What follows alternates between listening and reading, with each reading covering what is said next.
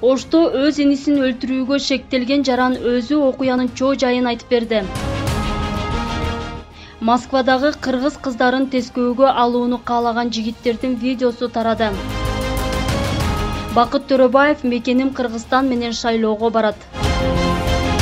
Ошто өз энисин өлтүрүүгө шектелген жаран өзү окуянын чоо жайын айтып берди.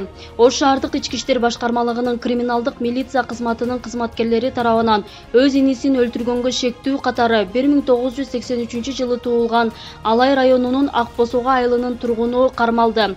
Бул тууралуу Ош шаардык ички иштер башкармалыгынын басма сөз кызматы билдирди. Маалыматка ылайык, ал алгачкы тергөө учурунда энисинин көп ичип кеткендиги, элге журтка уят кылып жаткандыгына байланыштуу аны жакшы жолго чакыргандыгын, бирок эниси каяша айтып, укпай койгондуктан бир чапканда эниси талуу жери менен ташка кулап, эсин жоготуп койгондугун айткан. Өлтүрүү оюнда жок экендигин билдирген. Эсин жоготуп койгон энисин ооруканага өзү алып барган. Учурда анын көрсөтмөсү текшерилип жатат. Шектүүнүн каза болгон эниси 1985 туулган. 20-июль күнү саат 21:00 чамасында Ош облустук ооруканасына оор абалда жаран түшкөндүгү тууралуу маалыматты аталган оорукана кызматкерлери тарабынан берилген.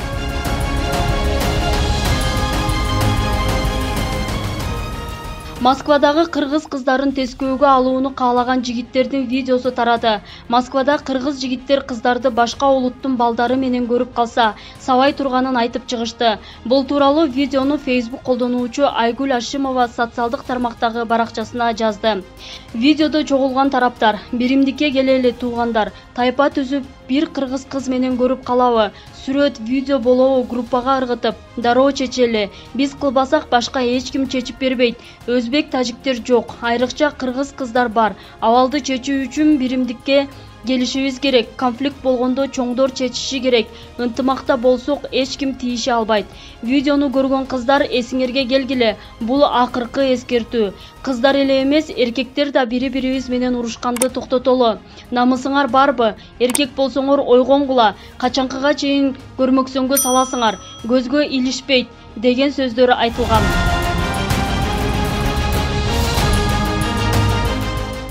Ыктыярчы кыз 7 мүнөт жетишпей калды деп ыйлаган бейтап каза болбой калган. Алар жолугушту. Аталган окуя соц түйүндөрдө жарыялангандан кийин Ички иштер министрлигинин тергөө кызматы окуянын чоо жайын текшерүү жана ал кайсы ооруканада кабыл албай койгондугун текшерүү максатында фактыны кылмыштардын жана жоруктардын бирдиктүү реестерине каттап, ыкчам иликтөө иш-чараларын баштаган.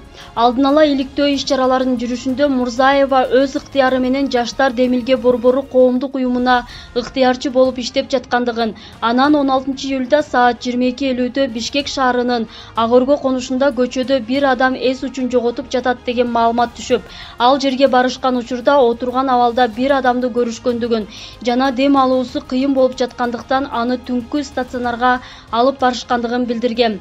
Стационардагы врачтар бош орун жок экендигин билдиришкен, бирок убактылуу болсо дагы башка ооруканага жаткызганга чейин кычкылтек концентраторуна кошуп тургулачы деген сураныштан улам дарыгерлер макул болуп, ал адамды стационардын ичине алып кирип кетишкен. Арадан 10 мүнөт өткөндөн кийин стационардагы иштеген дарыгерлердин бири силер алып келген адамдын жүрөгү токтоп каза болуп калгандыгын билдирген. Ал адамдын кандайдыр бир кыска убакытка клиникалык өлүм абалында болгондугу айтылууда. Ыктыярчылар кетип калышкандан кийин тиги жаран кайрадан эсине келген. Иликтөө иш-чараларынын учурунда жогорудагы каза болуп калды деген маалымат жалган болуп чыкты. Ал тирүү эле экен. Жердиги Ат Башы районунун тургуну, учурда Бишкек шаарынын Арчабешик конушунда жашаган 45 жаштагы Жоломан Карымшаков экендигин аныкталып, анын эч кандай каза болбогондугу анықталды. Ат Башы районундагы туугандарына чейин анын өздүгүн тактоого туура келди. Жоломан Карымшаковдун өзүнүн айтуусунда 2020 жылдын 16-июль күнү саат болжол менен 22:00 чамасында мас абалда жүрүп, кан басымым көтөрүлүп, Бишкек шаарынын Агорго конушунан жолдо жатып калдым. Анан мени ыктыярчылар өздөрүнүн машинасына салып ооруканага алып жөнөшүштү. Жолдо келе жаткан өзүмдү бир жоготуп, бир өзүмө келип машинада бара жаткандыгымды сезип, машинадагы бир кызды карап, менин кызымдай болгон кыз экенсиң, мен кызымды жакшы көрөмүн. Эгерде мен өлүп калсам, кызыма айтып койчу, атаң сени жакшы көрөт деп. айтып өзүн кайрадан жоготуп койгондугун билдирген. Анан бир убакта көзүн ачса ага капельница куюп коюшкандыгын, ошондо өзүм больницада жатканын билип, капельница бүткөндөн кийин ал жактагы медициналык кызматкерлердин уруксааты менен үйүнө кетип калдым, деди Жоломан Карымшаков. Каза болду деген маалымат туура эмес экендигин жана азыркы учурда абалы жакшы экендигин билдирди. Азыркы учурда сотко чейинки өндүрүш боюнча тергөө амалдары аяктап, иш кыскаруунун алдында турат.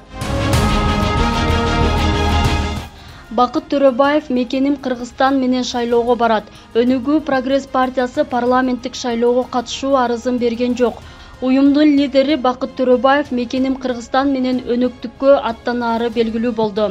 Мекеним Кыргызстанды шайлоого вице-спикер Мирлан Бакиров баштап барат. Бул партияны коомчулукта Райымбек Матраимовго байланыштырып жүрүшөт. Эске салсак, күздө өтчү парламенттик шайлоого 44 партия катталган. Ата мекен, Мекенчил, Бирик, Мекен ынтымагы, Ордо, Бийлик элге, Чоң Казат, Кыргызстан коммунисттеринин партиясы, Эл биримдиги, Оуганстан согушунун ардагерлеринин жана башка жергиликтүү чатактардын катышуучуларынын саясий партиясы, Актив, Кыргызстандын жумушчуларынын партиясы, Республика, Кыргыз Республикасынын агрардык партиясы, Бирбол, Демократ, Улуу журт, Кыргызстандын Жашылдар партиясы, Эмгек партиясы, Социал-демократтар, Бүтүн Кыргызстан, Таза коом, Ар намыс, Кыргызстан, Ыйман нуру, Ак калпак, Мекеним Кыргызстан, Адам демократ, Жаратман эл, Биримдик, Реформа, Кыргызстандын Элдик демократиялык партиясы, Эл үнү, Улуу Кыргызстан, КСДП, Тартип порядок, Замандаш, Кыргызстандын патриоттору, Элдик көзөмөл, Бүткүл жаштар саясий партиясы, Кут, Нур, Өнүгүү Кыргызстан, Билим илим ордосу. Бишкекте соода борборлор, дүкөндөр кечки 9га чейин иштегенге уруксат берилди. Бишкектин соода борборлоруна жана супермаркеттерине кечки саат 9га чейин иштөөгө уруксат берилди. Мэриянын 22-июлдагы токтомуна ылайык аянты 100 чарчы метрден ашык соода объектилери таңкы 7ден кечки 9га чейин иштесе болот. Соода борборлорунун ичиндеги даяр тамак аш сатылуучу жайларга уруксат азырынча жок экени, кафе, ресторандар санитардык талаптарды сактоо менен саат эртең мененки 10дон кечки 8ге чейин иштесе болору. Коомдук транспорттун буга чейин белгиленген иш тартиби ошо бойдон кала берери айтылды.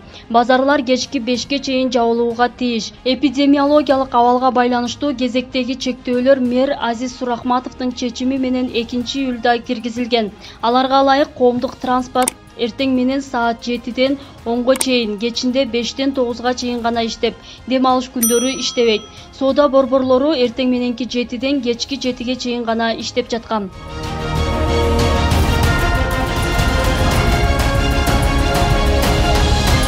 Россиядан Кыргызстанга аскер дарыгерлери келди. Коронавирус менен күрөшүүгө жардам берүү үчүн Россиядан Кыргызстанга аскер медициналык кызматкерлер келди. Медициналык кызматкерлерди Россиянын коргоо министрлигинин Атайын учагы Кант авиабазасына жеткирген. Атайын учак менен керектүү жабдыктар жана дары-дармектер да келген. 20 кишиден турган медициналык топ кыргызстандык аскер дарыгерлер менен бирге аскер кызматкерлерине, алардын үй бүлө мүчөлөрүнө жана аскер ардагерлерине кеңеш жана практикалык түрдө жардам көрсөтөт. Россиялык адистер өлкөнүн 2 шаарынын госпиталдарына иштешет. 4 топ Бишкекте, 2 топ Ош шаарында.